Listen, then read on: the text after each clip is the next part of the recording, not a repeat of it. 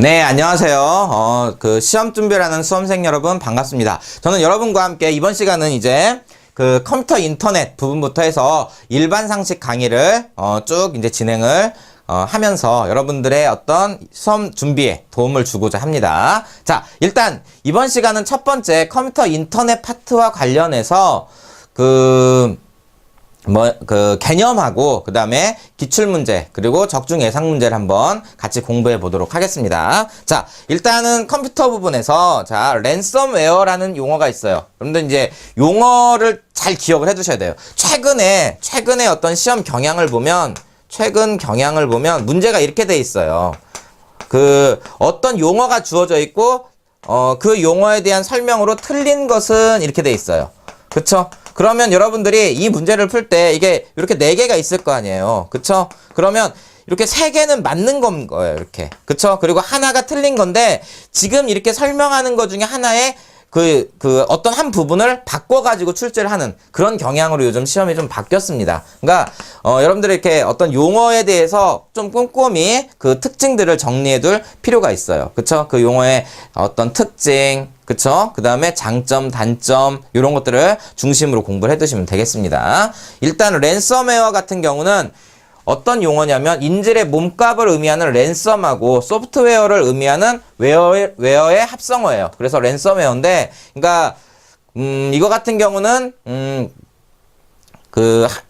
악성 소프트웨어의 한 종류로 컴퓨터 시스템을 감염시켜 갖고 접근을 제한하고 몸값을 요구하는 거죠. 그것을 해제시켜주는 조건으로 어떤 몸값을 요구하는 그러한 것을 이제 우리가 랜섬웨어다 이렇게 얘기를 합니다. 랜섬이라는 게 인질의 몸값 이런 개념이니까요. 자, 그 다음에 모듈이라는 것은 기계 또는 시스템의 구성 단위로 복수의 전자부품이나 기계부품 등으로 조립된 특정 기능을 가진 조그만한 어떤 장치, 그쵸? 이제 그러니까 여러 가지 장치를 하나로 만들어 놓은 거죠. 이렇게 부품들을 결합해서 어떤 예를 들어서 어떤 장치를 그러니까 어떤 그런 기계 장치다 이렇게 보시면 돼요. 그러니까 뭐 기어, 예를 들어 자동차로 빗대어서 얘기를 하자면 기어, 그쵸? 기어가 이렇게 있을 거 아니에요. 그쵸? 또는 뭐 예를 들어서 어떤 운영하는 어떤 전자기기 뭐 이런 거 있죠. 이렇게 하나의 장치로 만들어 놓은 것. 그쵸? 부품을 연결해서 하나의 어떤 기능을 가진 장치로 만들어 놓은 것. 이것을 우리가 모듈이다. 이렇게 얘기를 합니다. 컴퓨터에서 보면은 어떤 중앙 영상 처리 장치, CPU, 주기억 장치 또는 입출력 장치 이런 것들이 이제 부품을 활용해서 어떤 장치를 만들어 놓은 거죠. 이런 것들을 모듈이라고 해요. 그 다음에 미디라는 것은 무엇이냐? 미디. 이것은 이제 컴퓨터와 전자악기 사이에 신호를 주고받기 위해 만들어 놓은 어떤 통일된 규약을 우리가 미디 이렇게 얘기를 해요. 자, 그 다음에 자, 바이러스. 자기 자신을 복제할 수 있는 기능을 가지고 있으며 컴퓨터 프로그램이나 실행 가능한 부분을 변형시키고 그곳에 자신 또는 자신의 변형을 복제해 넣는 어떤 명령어들의 조합을 우리가 바이러스라고 하는데, 이렇게 되면 이제 컴퓨터를 활용할 수 없게 되거나, 그쵸? 이제 어떤 파일 자체가 날아가거나 이렇게 될 수가 있겠죠. 대표적인 바이러스로 미켈란젤로 바이러스하고 트로이목마가 있죠. 예. 미켈란젤로 바이러스는 미켈란젤로의 생일인 3월 6일에만 활동하는 컴퓨터 바이러스를 뜻하고요. 트로이목마는 다른 사람에게 빌린 프로그램이 트로이목마와 같은 역할을 하여 빌린 사람의 파일을 hum치거나 변형함으로써 프로그램의 어떤 결함을 가져오는 것. 이것을 이제 트로이목마라고 합니다. 특히 이제 바이러스 같은 경우에 그러니까 일반적으로 바이러스는 특정 어떤 파일만 감염시키는 거지 모든 파일을 전염시키거나 그렇지는 않아요. 일반적으로는. 네. 자, 그래서 요 바이러스 알아두시면 되겠고요. 그 다음에 자, 비트. 이진 기수법 표기의 기본 단위로 모든 수를 0과 1로만 표기하는 것을 뜻하고요. 일반적으로 1024를 킬로바이트. 그쵸? 네. 그쵸? 그 다음에 자, 메가바이트. 이거에 이제 10배가 되는 것을 이제 메가바이트. 이렇게 되죠. 메가바이트. 그 다음에는 이제 뭐가 있냐면, 네. 기가바이트가 있고요. 그쵸? 그 다음에 이제, 뭐 테라바이트. 이런 게 있죠. 그 다음에 이제 페타바이트. 요게 이제 크게 순서예요. 그쵸? 네. 그래서 킬로바이트, 메가바이트, 기가, 테라, 페타바이트 이렇게 여러분들이 기억을 해두시면 될 것 같습니다. 네, 나머지들을 한번 확인해 보시면 되겠고요. 그 다음에 소프트웨어. 자, 컴퓨터를 동작시키고 컴퓨터에 어떤 일을 처리할 순서와 방법을 지시하는 명령어의 집합체인 프로그램과 프로그램의 수행에 필요한 절차 규칙, 관련 문서 등을 통틀어 일컫는 말이 소프트웨어다. 그러니까 쉽게 말해서 컴퓨터를 운영하는 장치, 소프트웨어를 운영 장치다 이렇게 보면 돼요. 운영 시스템 이렇게 보시면 됩니다. 다른 말로는 뭐 이제 유틸리티 이런 용어도 써요. 비슷한 용어다 이렇게 보시면 돼요. 이런 이제 플러스 체크도 한번 받으시기 바랍니다. 자, 그 다음에 와레즈는 각종 소프트웨어나 자료를 복제, 배포하고 정보를 공유하는 일련의 행위나 조직을 우리가 와레즈다 이렇게 얘기를 합니다. 네, 와레즈 개념. 자, 최근에 보면 상업적 소프트웨어의 무단 복제나 배포 및 공유 행위가 대부분 불법적이고 음성적으로 이루어지고 있기 때문에 이 와레즈는 이제 비난의 대상이 되기도 하죠. 네.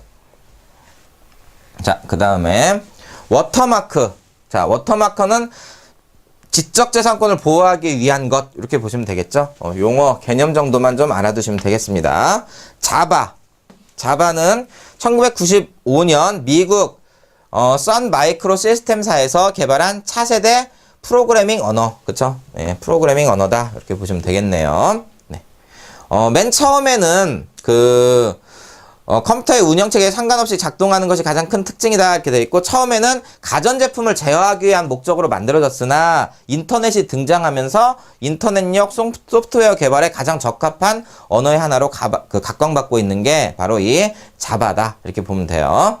자, 그 다음에 다음 개념 보도록 하겠습니다. 클라우드 컴퓨팅. 자, 이것도 이제 굉장히 중요해요, 여러분들. 네. 프로그램이나 문서 등의 자료를 인터넷과 연결된 어떤 중앙 컴퓨터에 저장을 해놓고, 여러 개 이제 그러니까 각종 단말기에 접속을 해가지고 언제 어디서나 어떤 작업을 할 수 있는 그런 환경을 우리가 클라우드 컴퓨팅 이렇게 얘기를 하죠. 그쵸? 네. 그 다음에, 자, 태블릿 PC, 요번에 이제 최순실 사태 때문에 굉장히 큰 이슈가 됐던 그런 용어죠. 그쵸? 태블릿 PC. 키보드 없이 손가락이나 터치스크린, 전자펜 등을 이용해 프로그램을 실행하는 모바일 PC를 우리가 태블릿 PC라고 하죠. 그 다음에 프로토콜. 자, 프로토콜. 하나의 통신규약이다. 이렇게 보시면 돼요.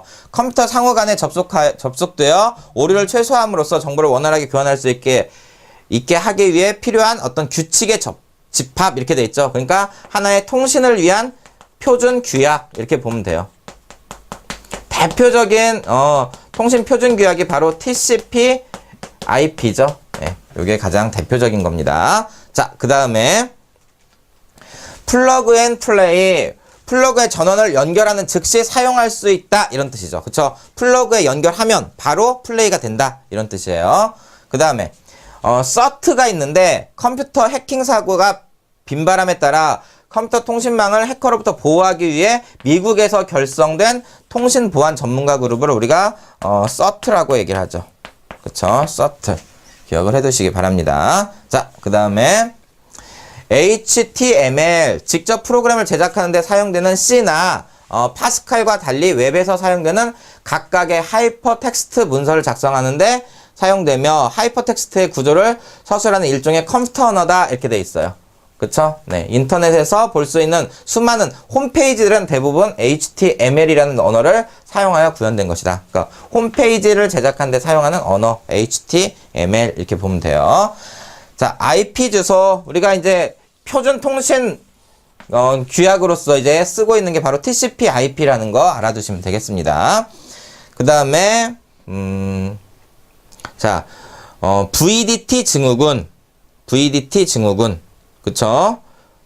이것은 이제 비주얼 디스플레이 터미널 신드롬 이렇게 얘기를 하는데 그 앞잘 딴 거죠. 컴퓨터 앞에 오랜 시간 앉아있는 사람들에게 나타나는 증후군으로 화면에서 나오는 전자바 또는 강한 빛에 의해 눈이 충혈되고 침침해지는 등 안과 질환을 일으키고 두통, 구토, 불안감 등의 증세를 나타내는 것. 이것을 이제 VDT 증후군 이렇게 얘기를 합니다. 자, 그 다음에 자, 인터넷 파트 한번 보도록 하겠습니다. 자, 그리드.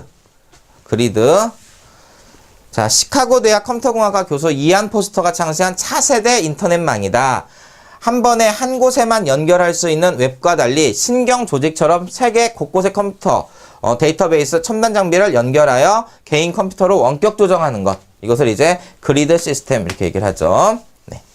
자, 이런 개념들을 알아두시면 돼요. 자, 그 다음에 네티즌. 이것은 이제 네트워크. 그쵸? 네트워크와 시티즌, 시민의 합성어죠. 네티즌. 인터넷에서 활동하는 사람들을 뜻하는 말이겠죠. 멀티즌도 있고 이티즌도 있습니다. 이런 용어들을 이제 여러분들이 개념을 잡아주시면 될 것 같고요. 자, 그 다음에 도메인. 도메인은 인터넷 주소를 뜻하는 말이고요. 인터넷 주소. 보통은 이제 그 모든 인터넷 사이트는 255 이하의 숫자 3개로 이루어진 고유 번호를 할당받게 됩니다. 그쵸? 이것을 이제 도메인 주소 이렇게 얘기를 하죠. 네. 그리고 이제 도메인 네임 또는 이제 뭐 저기 보면은 FQDN이라고도 하고요. 회사는 CO, 비영리기관은 ORG, 정부기관은 거버먼트니까 GO 등으로 쓰고 소속 국가의 경우는 한국은 KR, 일본은 뭐 JP 이런 식으로 이제 국가를 나타내기도 하죠. 자, 리셋 증후군도 이제 이것도 굉장히 중요한 거죠. 여러 이제 활동을 하다가 갑자기 내가 이제 그러니까 이것은 이제 컴퓨터상에서 컴퓨터가 작동을 멈췄을 때 우리가 리셋 시키는 이것에서 이제 따온 말인데 사람이 이제 사회생활을 하다가 갑자기 모든 걸 다 정리하고 싶은 거예요. 그러면 아예 사라져 버리는 거죠. 모든 어떤 인간관계를 다 끊고 사라져 버리는 거. 그쵸? 사라지고 새롭게 이제 뭐를 하는 거죠? 인간관계를 맺고 막 이렇게 하는 것. 이런 것을 이제 리셋 증후군이라고 이야기를 하죠. 네. 자,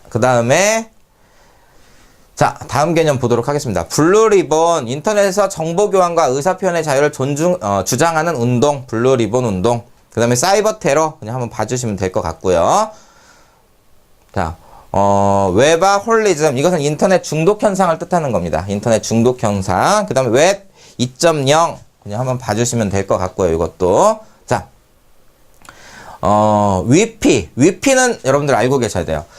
이동통신사들이 서로 다른 무선 응용 프로토콜을 채택함으로써 나타날 수 있는 불합리한 점과 컨텐츠 제공업체들의 개발 환경이 서로 다름으로 인해 생기는 문제점들을 해결하기 위해 제정된 한국형 무선 인터넷 플랫폼 표준 규격을 우리가 위피라고 얘기를 하죠. 네. 자, 인터넷 경제 3원칙. 자, 요거 아주 중요하죠. 요것은 여러분들이 별표를 쳐서 반드시 기억을 해두시기 바랍니다. 무어의 법칙은 컴퓨터 마이크로칩의 처리 능력은 18개월마다 2배로 증대된다라는 원리고요. 메트칼프의 법칙은 네트워크의 가치는 참여자 수의 제곱에 비례해서 증가한다라는 거고요. 가치 사슬이 지배하는 법칙은 조직은 거래 비용이 적게 드는 쪽으로 계속 변화한다라는 원리예요. 그 중에서 무어의 법칙이 제일 잘 나오니까 여러분들이 무어의 법칙을 알아두시기 바랍니다. 알겠죠? 네. 자, 다음 개념 보도록 하겠습니다. 전자상거래, 컴퓨터를 이용해 인터넷이나 PC통신에 접속해서 물건을 사고 파는 것, 여러분들 알고 계시죠? 예. 자, 여기서는 이제 그 전자거래를 하기 때문에, 사기라든지, 그쵸? 이런 것들을 막기 위한, 방지하기 위한 여러 이제 시스템들이 필요해요. 뭐, 에스크로 시스템이라든지 이런 것들이 필요하겠죠? 네. 자, 다음. 전자상거래 유형을 보면 B2B, 이것은 기업 간에 하는 거고요. 그러니까 B는 기업을 뜻하고요. C는 기업을 뜻하고요. C는 소비자를 뜻하는 거예요. 요것만 알고 계셔도 여러분들이 이것은 충분히 알 수가 있죠. B2B는 기업 간이고 B2C는 그러니까 B2B 이러면 기업 간의 어떤 전자상거래고요. B2C 이러면 이제 기업과 소비자 간의 전자상거래고요. C2C 이러면 이제 소비자 간의 전자상거래를 뜻하겠죠. 네. 그리고 T커머스가 있고요. T커머스, M커머스 이렇게 돼 있죠. T커머스는 이제 TV를 이용하는 거고요. M커머스는 이제 스마트폰을 이용하는 것이다. 이렇게 보시면 되겠습니다. 자, 그 다음 개념 보도록 하겠습니다. 쿠키, 인터넷 이용자가 특정 웹사이트를 방문한 기록을 가리키는 말이죠. 그쵸? 인터넷 이용자의 아이디와 비밀번호로부터 웹사이트에 접속해서 어떤 정보를 보고 이용했는지 등이 기록되어 다음 접속 때 복잡한 절차 없이 빠르게 연결할 수 있는 그런 어떤 기능을 우리가 쿠키 기능이라고 하는데 이것은 정보 유출 가능성을 또 내재하고 있다는 것도 알아두셔야 되겠습니다. 자, 그 다음에 자, 트위터. 트위터는 의미는 새들의 지적임이란 의미를 가지고 있는 트위터는 실시간으로 인터넷 단문 메시지 전송이 가능한 소셜 네트워크 워킹 겸 마이크로 블로킹 서비스를 뜻한다. 이렇게 돼 있어요. 그쵸? 소셜 네트워크 서비스 중에 하나죠. 자, 다음 개념 보도록 하겠습니다.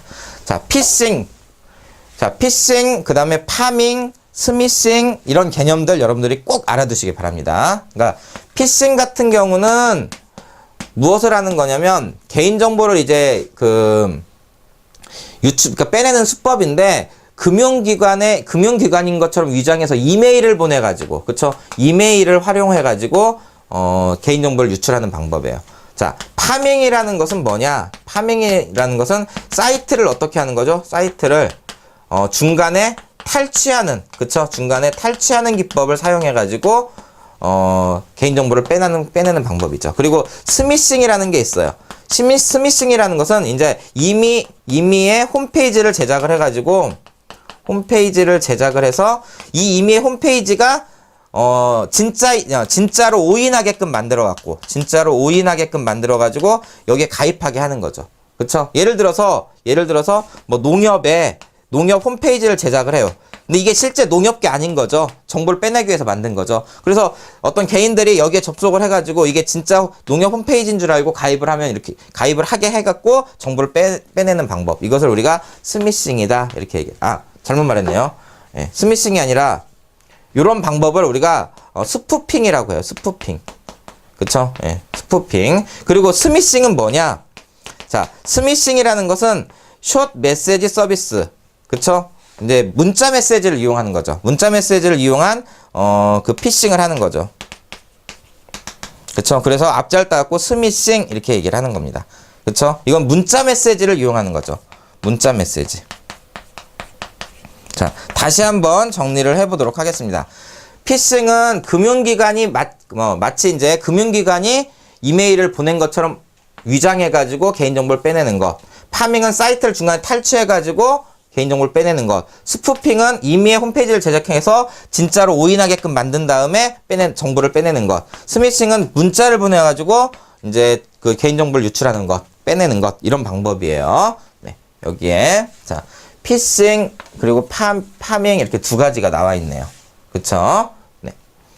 자, 핵티비즘은 정부의 컴퓨터 시스템에 침입하여 정치적, 사회적 목적으로 해킹이나 시스템을 파괴하는 행위를 일컫는 말로 해커와 정치, 사회적 행동주의의 어떤 합성어다 이렇게 되어 있습니다. 네, 핵티비즘. 그 다음에 그러니까 해커 플러스 액티비즘의 이제 합성어가 되겠네요. OTP 카드 같은 경우는 뭐냐면 고정된 패스워드가 아니라 무작위로 생성되는 일회용 패스워드를 이용하는 사용자 인증 방식. 여러분들도 대부분 OTP 카드 쓰시죠? 네. 그쵸? 원타임 패스워드를 뜻하는 그런 용어가 되겠습니다. 자, 이렇게 해서 우리가 일단은 간단하게 개념을 파악해 봤고요. 이러한 개념들을 활용해서 직접 기출문제와 적중 예상 문제를 풀어보면서 정리를 계속 이어나가도록 하겠습니다. 자, 그럼 이어서 우리가 컴퓨터 인터넷 파트의 기출문제하고 적중 예상 문제를 한번 풀어보도록 하겠습니다. 자, 첫 번째 문제 한번 보도록 하겠습니다. 다음 바이오 컴퓨터에 대한 설명으로 틀린 것은 이렇게 돼 있어요. 이게 자, 바이오 컴퓨터라고 하면은 그러니까 이게 인간과 아주 비슷해진 그런 컴퓨터다 이렇게 생각하시면 돼요. 그쵸? 인간의 어떤 뇌가 하는 그러한 기능들을 가지고 있는 컴퓨터. 이렇게 여러분들이 이제 생각을 하면서 문제를 풀어주시면 되겠습니다. 자, 바이오 컴퓨터.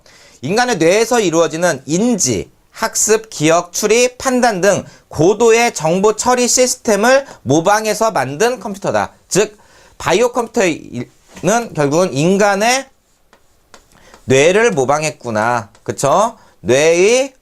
인간 뇌의, 정보 처리 시스템. 그쵸? 예, 정보 처리 시스템. 이 시스템을 가진 게 바로 무엇이다? 예, 그 바이오 컴퓨터다. 이렇게 보시면 돼요. 자, 그러니까 이건 맞는 표현이 되겠고요. 단백질과 유기분자, 아미노산 결합물을 이용한 바이오 칩을 컴퓨터 소자로 이용할 수 있고요. 그쵸? 요게 이제 바이오 컴퓨터의 특징이고, 바이오 칩은 집적 밀도를 비약적으로 높일 수 있어서 초소형 또는 초고밀도, 초고속 컴퓨터에 실현이 가능하다라는 거. 이것도 특징이 되겠습니다. 바이오 칩을 사용하지 않는 방법은 현재의 회로 기술로 실현이 가능하나, 그쵸? 회로가 복잡해질 수가 있다는 거죠. 간단해지는 것이 아니라 회로가 복잡해져요. 그러니까 바이오 칩을 사용하지 않는 방법으로도 충분히 할 수는 있지만 실현이 가능하지만 복잡해지는 단점이 있어요. 그쵸? 그래서 이게 이제 틀린 표현이 되겠습니다. 그래서 정답은 몇 번이다? 일단 4번이 여기서는 정답이 되겠습니다. 자, 다음 문제 보도록 하겠습니다. 다음 홀로그램에 관한 내용으로 틀린 것은 이렇게 돼 있어요. 자, 홀로그램이라는 용어의 어떤 개념으로 틀린 걸 찾는 거죠. 물론 그러면 이 중에 이제 이런 문제를 여러분들이 접할 때 틀린 것을 찾으라고 했잖아요. 그럼 3개가 맞는 거예요. 요 용어에 대한 설명 중에 3개는 맞는 것이고 하나가 틀린 겁니다. 그러니까 우리가 만약에 어떤 모르는 내용이 나왔다 하더라도 어떻게 하실 수가 있냐면 이 선지에 주어진 것을 통해서 우리가 유추해 나가서도 답을 찾을 수가 있어야 돼요. 그런 연습도 같이 해주시기 바랍니다. 이런 패턴의 문제는. 자, 일단은 홀로라는 뜻은 무슨 뜻이냐면, 홀로라는 뜻은 여기서 완전한 이런 뜻이에요. 완전한. 그리스어로 완전한 이런 뜻이고요. 예, 그램은 사진을 뜻해요. 그래서 홀로그램이라는 말 자체가 그리스어로 완전한 사진이다 이런 뜻이죠. 완전한 사진. 그쵸? 네. 여러분들 아시잖아요. 홀로그램 이렇게 입체 영상으로 3차원 입체 영상으로 만들어진 어떤 사진을 뜻하는 거예요. 그쵸? 홀로그램은 영상이 3차원이죠. 2차원이 아니라 3차원이고 실물과 똑같이 입체적으로 보이는 사진이다. 그쵸? 그러니까 요것은 맞지만 요게 틀렸네요. 그쵸? 요 부분은 맞아요. 실물과 똑같이 입체적으로 보이는 사진, 완전한 사진에 해당이 되지만 3차원 영상을 사용하는 거죠. 홀로그램은 3차원 영상이다. 그쵸? 3차원 영상이다. 그래서 1번이 일단 틀린 거겠네요. 그쵸? 나머지는 그럼 맞는 게 되겠습니다. 3차원 영상으로 된 입체 사진으로 간섭 줄무늬를 기록한 매체다. 그쵸? 이것은 그러면 요 말을 통해서 우리가 과학 파트에서도 요 문제가 나올 수가 있어. 이것은 이제 빛의 간섭을 이용한 거예요. 빛의 간섭을 이용해서 나타나는 어떤, 그쵸? 표현하는 방식이다. 이렇게 알고 계셔야 되고, 입체상을 재현하는 간섭 줄무늬를 기록한 매체고요. 똑같은 말이 있네요, 여기에. 그쵸? 네. 간섭 줄무늬를 기록한 매체다. 홀로그램은 홀로그라피의 원리를 이용해서 만들어진다. 그쵸? 네. 나머지는 다 맞는 표현이지만 3차원 영상으로 된 입체 사진이라는 거. 요것을 기억을 해 두시기 바랍니다. 자, 다음 문제 보도록 하겠습니다. 다음 5G에 대한 내용이 바르지 않은 것은, 자, 요 문제는 또 나올 수가 있어요. 최근에 이제 추구하고 있는 게 이제 우리가 4G에서 이제 5G로 지금 넘어가는 단계란 말이에요. 그쵸? 예.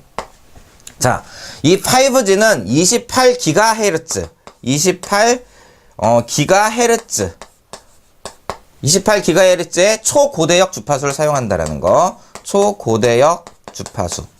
자, 이렇게 초고대역 주파수를 사용하게 되면 여기서 이제 요거의 장점과 단점이 있어요. 장점은 속도 부분이죠. 그쵸? 속도가 굉장히 빨라지죠. 그쵸? 이거에 한 10배 정도 이렇게 속도가 빨라집니다. 그러니까 우리가 완전한 어떤 선명한 영화 같은 것을 다운로드 받는데 1초에서 10초. 그쵸? 이 정도로밖에 이제 안 걸리는 거예요. 그쵸? 그렇게 속도가 빨라진다라는 거. 단점은 무엇이냐? 단점. 초고대역 주파수로 변하면 단점은 이제 도달거리는 어떻게 된다? 도달거리는 감소한다. 이렇게 되는 거죠. 그쵸? 도달할 수 있는 거리는 감소할 수 있지만 속도 자체는 엄청 빨라진다라는 거. 그게 특징이 되겠습니다. 자, 그럼 한번 보면 28GHz의 초고대역 주파수를 사용하는 이동통신 기술이고 LTE보다 빠른 속도로 최고 선명 영화를 1초 만에 다운로드 할 수도 있습니다. 그리고 전달할 수가 있고요. 또 초고대역 주파수는 직진성이 강해 도달거리는 어떻게 된다? 짧아지고 속도는 빨라지는 거죠. 그쵸? 여기가 틀렸네요. 그리고 유럽연합은 2020년을 목표로 5G 기술 개발을 계획 중에 있습니다. 도달거리가 짧아진다라는 거. 그쵸? 직진성이 강하기 때문에 도달거리가 짧아진다라는 거. 저대역 주파수는 약간은 이렇게 이제 이렇게 흐름이 있죠. 그러다 보니까 좀 멀리 갈 수는 있어요. 그쵸? 좀 속도는 느리죠. 그쵸? 이런 특징이 있습니다. 자, 정답은 일단 3번이 되겠고요. 자, 다음 문제 보도록 하겠습니다. 자, 다음 증강영실에 대한 내용이 틀린 것은 이렇게 돼 있어요. 자, 여러분들 이것은 이제 그 여러 가지 요즘 최근에 이제 나오는 용어로서 VR이 있고요. 그쵸? VR이 있고 AR이 있고 그렇죠. 그쵸? VR 같은 경우는 이것은 이제 가상현실을 뜻하는 거고요. 가상현실. 이 가상현실은 가상의 공간과 이제 가상의 정보 이렇게 돼 있어요. 그러니까 가상 플러스 가상이에요. 그래서 이것은 이제 버추얼 리얼리티 이렇게 얘기하죠. 그쵸? 버추얼 리얼리티의 약자가 되겠습니다. 근데 AR은 이제 무엇을 뜻하는 거냐면 증강현실을 뜻하는 거죠. 증강현실. 증강현실은 현상이 아니라 가상현실, 증강현실. 자, 증강현실은 실제에다가 그쵸? 실제 플러스 가상이 되는 거예요. 그쵸? 실제 존재하고 있는 어떤 공간이라든지 건물에다가 가상의 정보 이런 것들을 이제 가상의 어떤 데이터를 결합시킨 게 바로 증강현실이죠. 그쵸? 이것은 이제 어그멘티드 리얼리티 이렇게 얘기를 하죠. 그쵸? 어그멘티드 리얼리티. 자, 이게 증강현실이에요. 그리고 또 이거 이외에도 여러분들이 IoT 기술, IoT도 아주 중요하죠. 이것은 이제 사물 인터넷을 뜻하죠. 사물 인터넷. 그쵸? 그 다음에 AI도 있고요. AI라고 하면 이제 인공지능 기술이 되겠죠. 인공지능. 자, 이러한 용어들이 요즘 이제 아주 중요해지고 있습니다. 그러니까, 이러한 용어들에 대한 어떤 특징들, IoT도 나올 가능성이 굉장히 높죠. 네.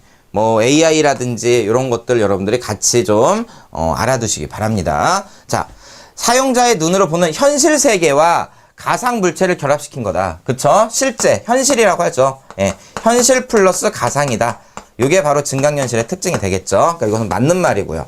실제 환경에 가상사물이나 정보를 합성. 여기 또 있죠. 실제 환경과 가상사물 이렇게 돼 있죠. 이것도 그러니까 맞는 내용이죠. 유비쿼터스 환경에 적합한 차세대 디스플레이 기술이고요. 가상세계의 환경 위에 가상의 대상을 결합. 자, 이것은 가상 플러스 가상이잖아요. 이것은 AR이 아니라 뭐죠? 이것은 VR이 되겠죠. 이건 VR에 대한 설명이니까 이건 틀린 게 되겠습니다. 그래서 정답은 몇 번이다? 바로 4번이 여기서는 정답이 되겠네요. 자, 다음 문제 보도록 하겠습니다.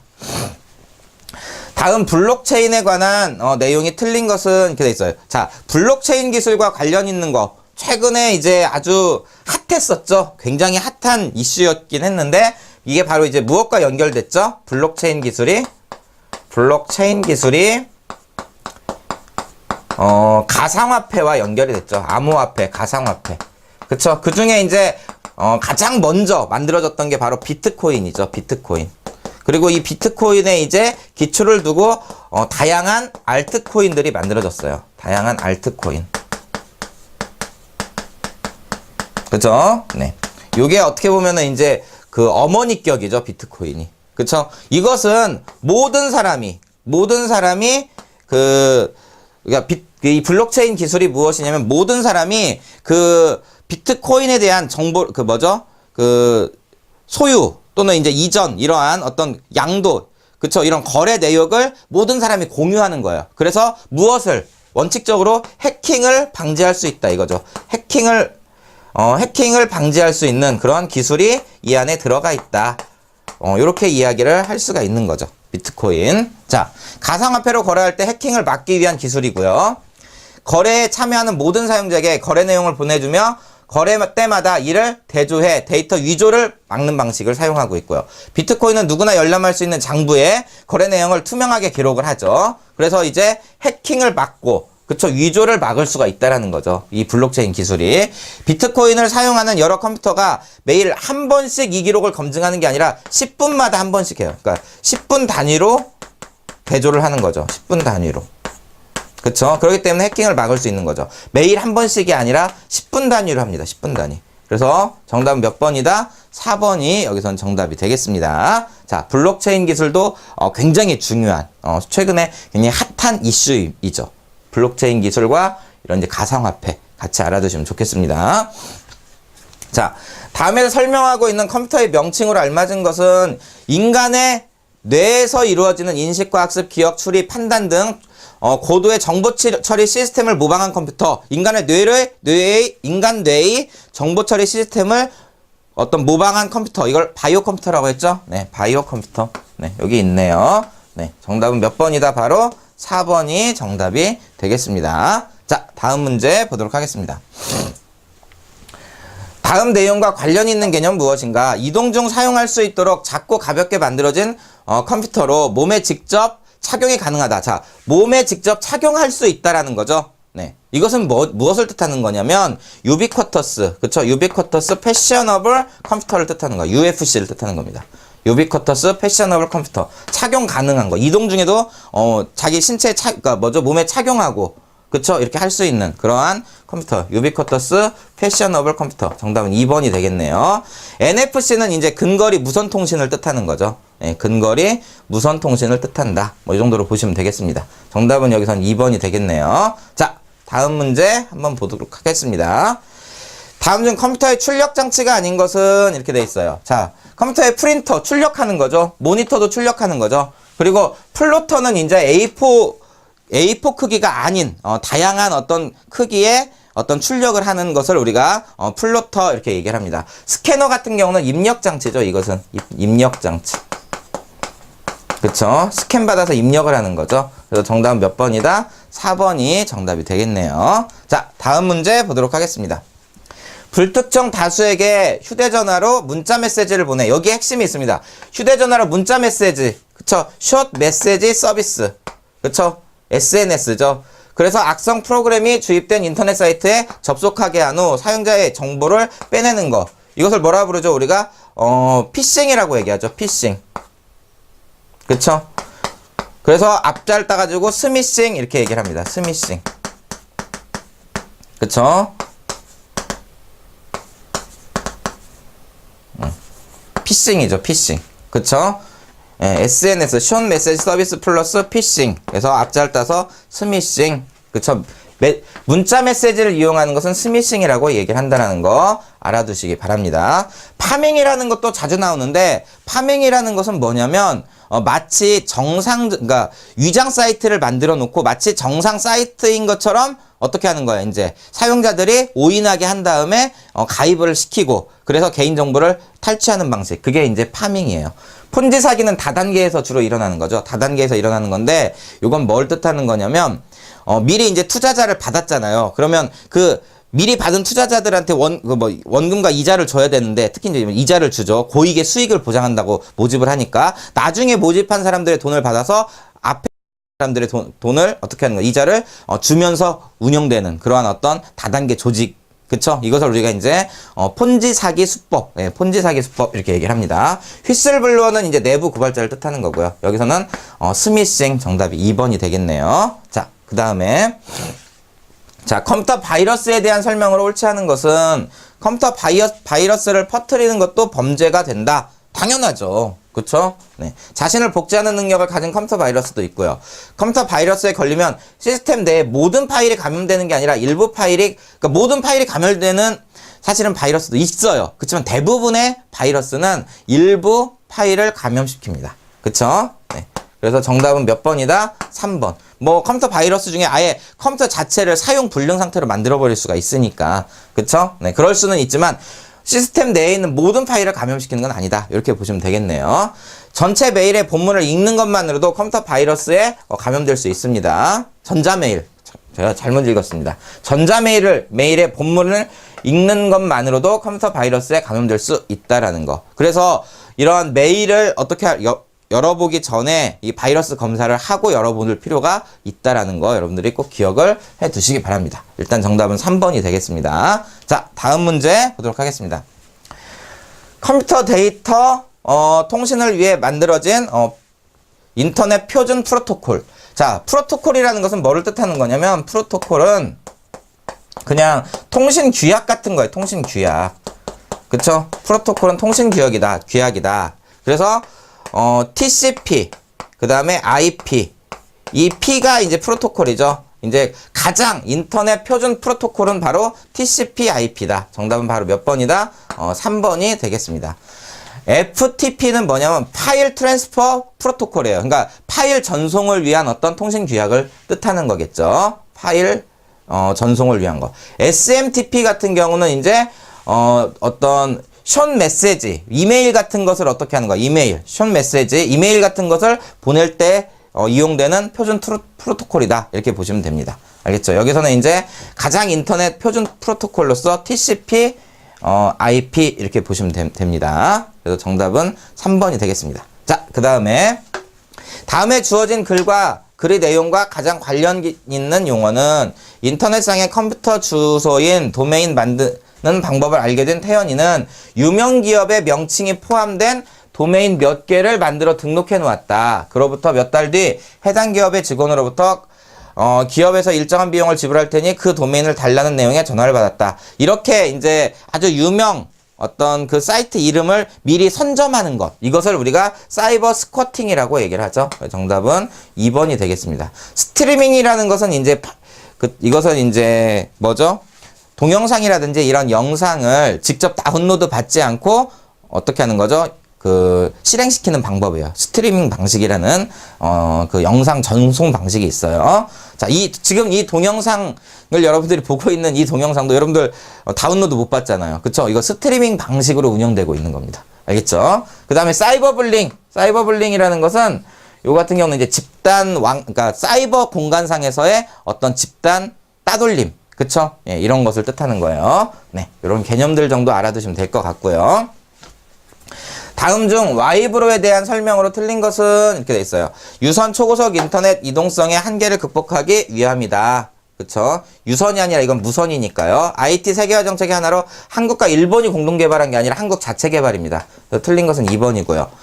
1MB 이상의 무선 인터넷 서비스를 제공하여 전송 속도가 빠르다라는 점, 이동하면서 초고속 인터넷을 이용할 수 있는 무선 휴대 인터넷이라는 것, 요런 게 이제 무선 휴대 인터넷을 와이브로라고 하는 거죠. 네, 그래서 정답은 2번이 되겠습니다. 틀린 것은. 자, 다음 문제 보도록 하겠습니다. 악의적인 네트워크 침입자가 자신의 IP 주소를 속이고 임의의 홈페이지를 개설하여 일반인들의 방문을 유도한 후 정보를 빼나가는 해킹 수법, 이렇게 돼 있어요. 자, 일단 여러분들 이게 그 스푸핑인데, 이 스푸핑하고 그 파밍하고 좀 여러분들이 이게 좀 많이 헷갈려요, 사실. 이거. 그쵸? 이거 다른 겁니다. 그쵸? 이거 언뜻 보면 이게 설명이 아주 비슷할 것 같아서 이거 여러분 여기서 이 문제를 통해서 다시 한번 구분을 해보도록 하겠습니다. 자, 스푸핑은 일단 무엇을 해야 되냐면 그 개인 정보를 이제 빼내기 위해서 임의의 홈페이지를 개설을 해요. 얘는. 임의의 홈페이지를 개설을 해가지고 사용자들이 그게 진짜인 것처럼 오인하게끔 만들어가지고 어떻게 하는 거예요? 개인정보를 빼앗아 가는 거예요. 그게 스푸핑이에요. 그러면 파밍은 뭐냐? 파밍은 사용자, 쉽게 말해서 이제 그 사용자의 홈페이지를 어떻게 하는 거죠? 이것은 홈페이지를 탈취하는 거예요. 그쵸? 그러니까 어떤 개인의 홈페이지를 탈취해가지고 개인정보를 어떻게 하는 거예요? 개인정보를 이것은 빼내가는 거죠. 그쵸? 개인정보를 유출해 나가는 그런 어떤 방법이 파밍입니다. 그쵸? 굉장히 이것은 고도의 사기 수법이죠. 그러니까 예를 들어서 만약에 어떤 기업의 홈페이지가 있잖아요. 그 기업의 홈페이지를 빼앗아 버리는 거죠. 그쵸? 인터넷 상에서 빼앗아서 그 안에 있는 개인정보를 전부 다 어떻게 하는 거예요? 빼앗아가는. 이런 방법이 바로 파밍입니다. 파밍. 그쵸? 그렇지만 스푸핑은 임의의 홈페이지를 개설해가지고, 진짜인 것처럼 오인하게 해가지고 사람들이 가입을 할 때 그 정보를 빼앗아가는 게 이 스푸핑인 거고요. 그쵸? 요거 조금 여기서 이 문제에서 구분을 좀 해주시기 바랍니다. 네. 그래서 일단 지금 여기서 임의의 홈페이지를 개설하기 때문에 스푸핑이 정답이에요. 정답은 1번이고요. 예. 파밍은 이제 지금 이야기한 것처럼 사용자의 어떤 홈페이지를 탈취해서 개인정보를 빼앗아가는 거고.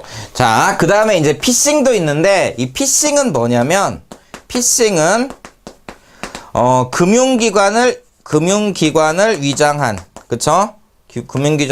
금융기관을 위장한 이메일을 발송해가지고 개인정보를 유출하는 그런 방법이죠. 그쵸? 그게 피싱이에요. 그리고 또 하나 알아둬야 될 게 이제 스미싱도 있죠. 그쵸? 스미싱. 그쵸? 이제 핸드폰에 이제 SMS, 숏 메시지 서비스를 보낸 다음에 이제 피싱을 하는 거죠. 이메일이 아니라 문자 메시지를 이용을 하면 그게 뭐가 된다? 스미싱이 되는 거죠.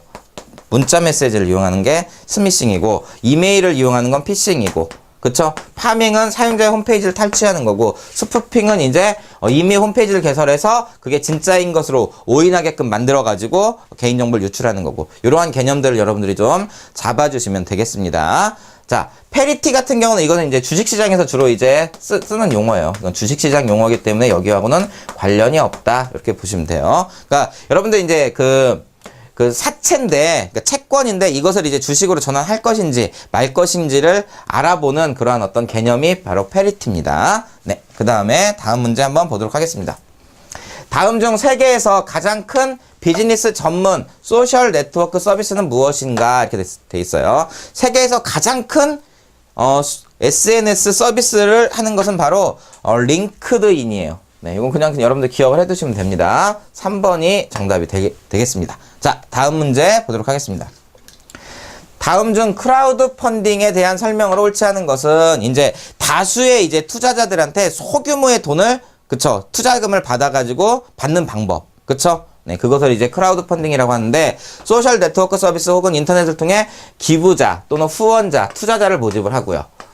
인터넷에서 사회 공익 프로젝트나 창작물을 공개하면 그것에 관심 있는 투자자가 모이는 방식이고요.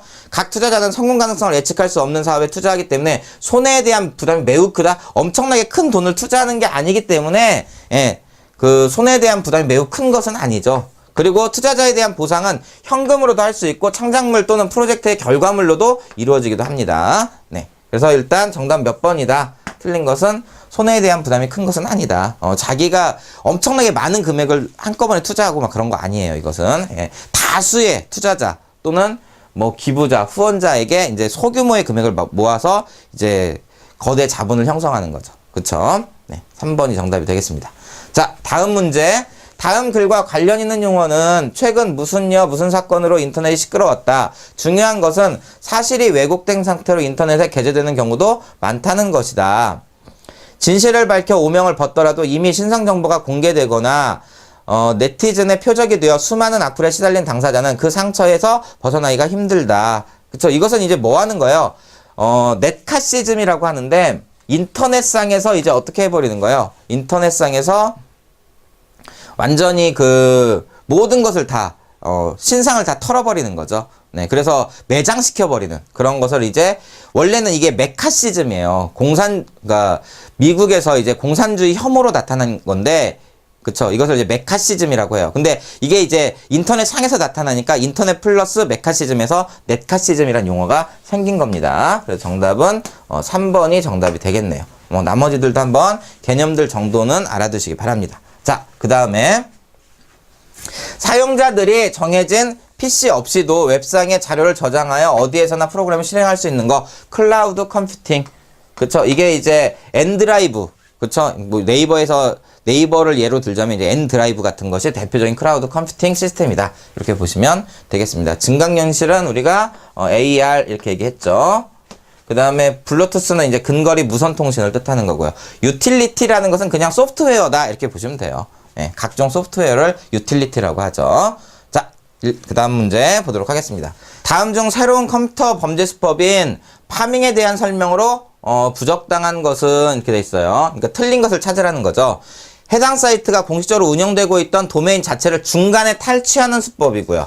그쵸? 이렇게 탈취된 이 사이트는 이제 어떻게 되느냐, 사용자들이 진짜 사이트로 오인해서 접속하게 한 다음에 개인정보를 훔쳐가고요. 피해를 방지하기 위해서는 브라우저의 보안성 강화, 위장 기법, 차단 장치 마련 등의 방법을 그러니까 보안을 강화할 필요가 있고요. 금융기관 등의 웹사이트에서 보낸 이메일로 위장하여 이렇게 금융기관의 웹사이트에서 보낸 이메일로 위장하는 것을 우리가 뭐라고 부르죠? 이건 피싱이죠, 그냥.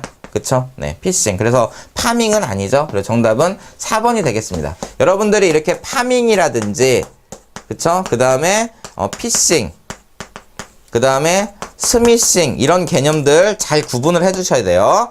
요거 같은 경우는 이제 사이트를 어떻게 해가지고 중간에 탈취하는 거죠. 중간에 탈취. 그쵸? 피싱은 이제 SMS 문자 메시지를 이용하는 거죠. 그쵸? 문자 메시지를 이용하는 것이고, 이것은, 금융기관의 이메일로 어떻게 하는 거예요? 이메일로 위장하는 것이고. 그쵸? 이렇게 각각의 용어들을 알아두시기 바랍니다. 네. 그래서 정답은 일단 틀린 것은 4번이 정답이 되겠습니다. 자, 그 다음에, 다음 중, 가로 안에 공통으로 들어갈 용어로 알맞은 것은 무엇이란 인터넷상에서 제공되고 있는 다양한 서비스나 기능들을 합하고 응용하여, 여기에 핵심이 있습니다. 다양한 서비스나 기능을 합하고 응용하는 것. 그쵸? 새로운 서비스를 만들어내는 것. 이거 매시업이라고 하죠. 매시업을 뜻하는 겁니다. 즉, 서로 다른 웹사이트 상에 존재하는 각각의 콘텐츠들을 조합하여 새로운 차원의 콘텐츠나 서비스로 창출하는 것을 의미한다. 모 회사에서 주최한 매시업 경린대회 수상작 중에는 근처의 지역 정보가 담긴 지도와 룰렛 게임을 접목시켜 인근의 맛집 복불복 게임이 탄생한 것을 그 예로 들 수 있다. 이게 이제 매시업과 관련 있는 것이다. 이렇게 보시면 됩니다. 네, 나머지 개념들도 같이 알아두시기 바랍니다. 웹아홀리즘은 이제 인터넷 중독 현상 이런 거 뜻하는 거예요. 자, 다음 문제 보도록 하겠습니다. 다음의 내용과 관련 있는 것은 불법 복제를 방지하고 소유자의 저작권과 소유권을 보호하기 위한 기술. 끝났죠? 워터마크죠? 네, 워터마크. 이 워터마크는 중세에 이제 이런 이제 비밀 문서 같은 것을 이제 보낼 때 사용했던 수법이에요. 그러니까 종이가 이렇게 있는데 여러분들도 뭐 드라마나 영화에서 많이 나오잖아요. 이게 완전히 백지예요. 근데 이것을 어떤 물질 속에 예를 들어서 어떤 액체에다가 이 종이를 담그면 글씨가 이렇게 막 나타나죠. 막 이런 거. 그쵸? 이런 거에서 이제 유래된 게 워터마크입니다. 예. 알겠죠? 네. 어떤 지적재산권을 보호하기 위한 그런 수단이 되고 있습니다. 그래서 정답은 바로 몇 번이 된다? 여기서는 4번이 정답이 되겠네요. 카피라이트는 정보 사유론을 뜻하고요. 카피레프트는 이제 정보 공유론을 뜻하는 거죠. 네, 이 정도로 개념 정도 보시면 되겠습니다. 자, 이렇게 해서 우리가 1강에 있는 컴퓨터 인터넷 파트의 기출 문제하고 적중 예상 문제까지 풀어봤습니다. 요즘은 이제 굉장히 정보화 사회이기 때문에 이 인터넷 그리고 컴퓨터 관련된 그런 문제들은 굉장히 많이 출제되니까 여러분들이 이런 일반 상식을 공부할 때 지금 한 요 부분은 여러분들 좀 꼼꼼히 챙겨서 공부를 해주시기 바랍니다. 자, 오늘 강의는 여기서 마치도록 하겠습니다. 감사합니다.